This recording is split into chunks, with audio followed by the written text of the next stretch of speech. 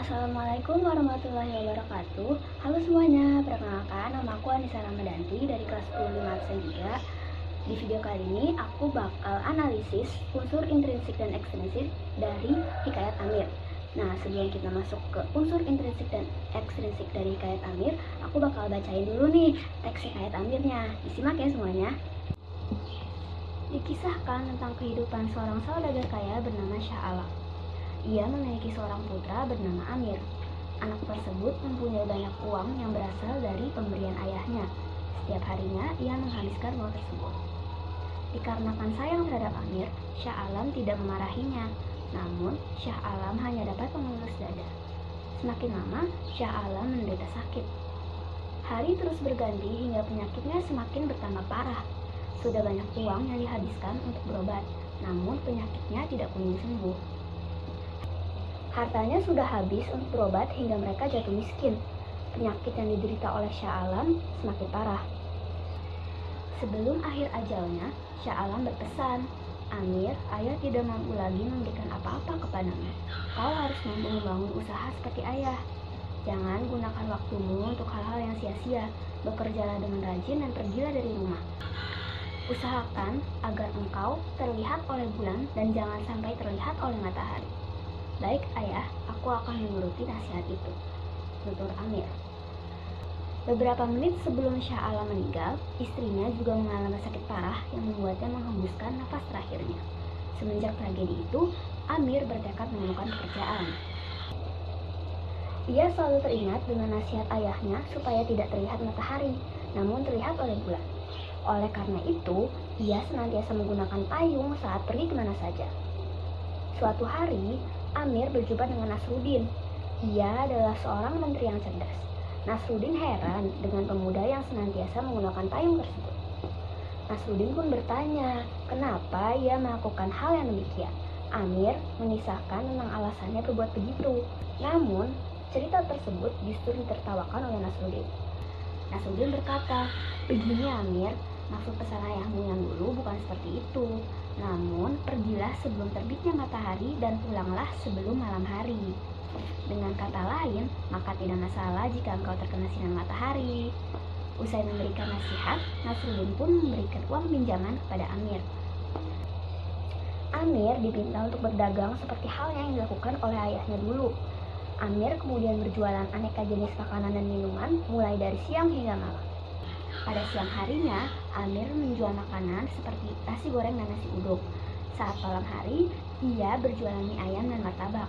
Semakin hari, usaha Amir semakin sukses hingga ia pun menjadi saudagar yang kaya.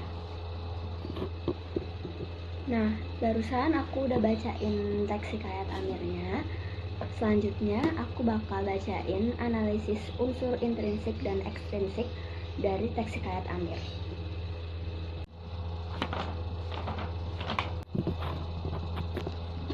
Oke, selanjutnya kita bakal masuk ke analisis unsur intrinsik dan ekstrinsik dari Hikayat Amir. Yang pertama ada unsur intrinsik. Unsur intrinsik yang pertama itu ada tema.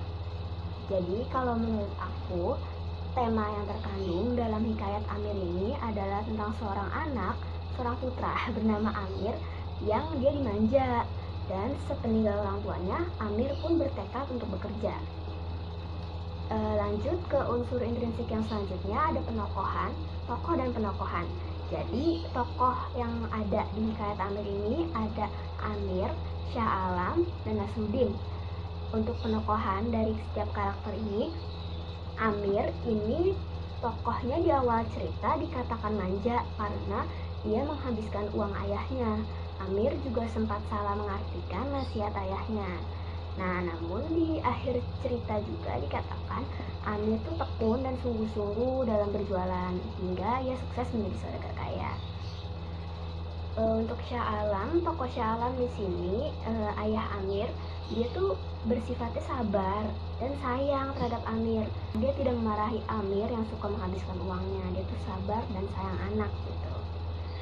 Selanjutnya ada tokoh Nasruddin. Di sini tokoh Nasruddin dikatakan bijak karena ia memberi nasihat dan meluruskan pengertian Amir. Nasruddin juga baik hati karena dia memberikan uang pinjaman untuk modal Amir berjualan. Nah, lanjut ke unsur intrinsik yang ketiga ada latar. Di sini aku nemuin latar waktu, beberapa latar waktu. Jadi pada paragraf ke-9 ada kalimat beberapa menit sebelum Syah Alam meninggal.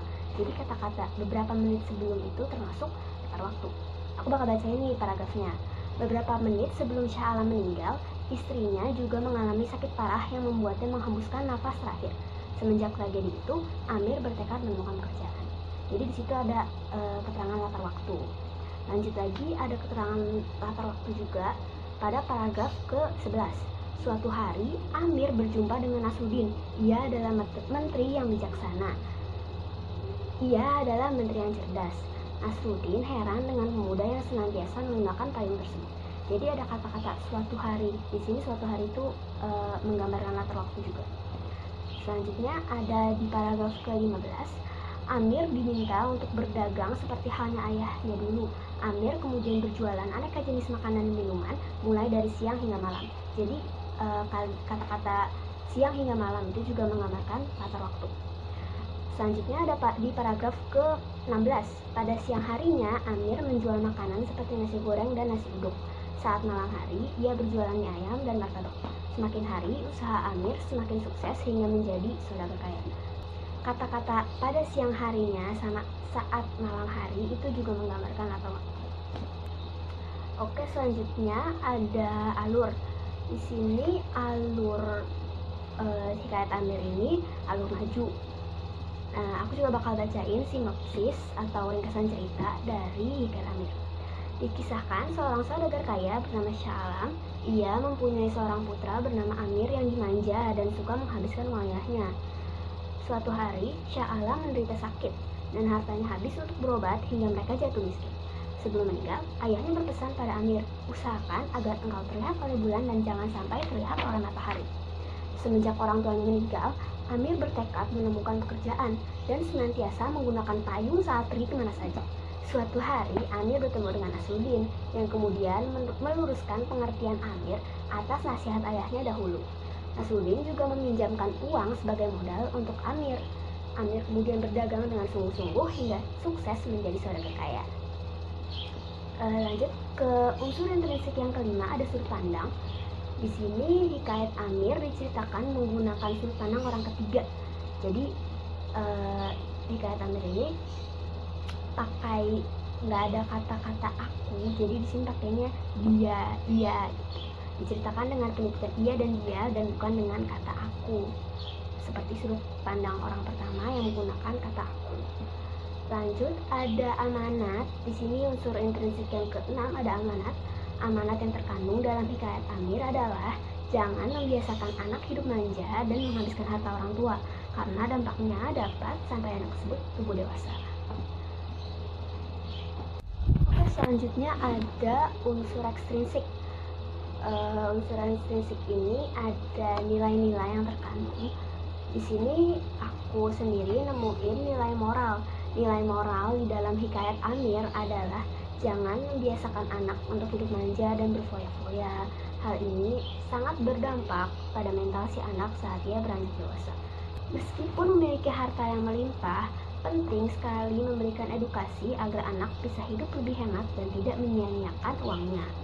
Oleh karena itu, ketika sudah dewasa, sudah selayaknya seorang anak hidup mandiri dan bekerja dengan tulang punggungnya sendiri. Itu tadi analisis unsur intrinsik dan ekstrinsik dari Hikayat Amir. Segitu aja yang bisa aku sampaikan. Lebih kurangnya mohon maaf. Wassalamualaikum warahmatullahi wabarakatuh.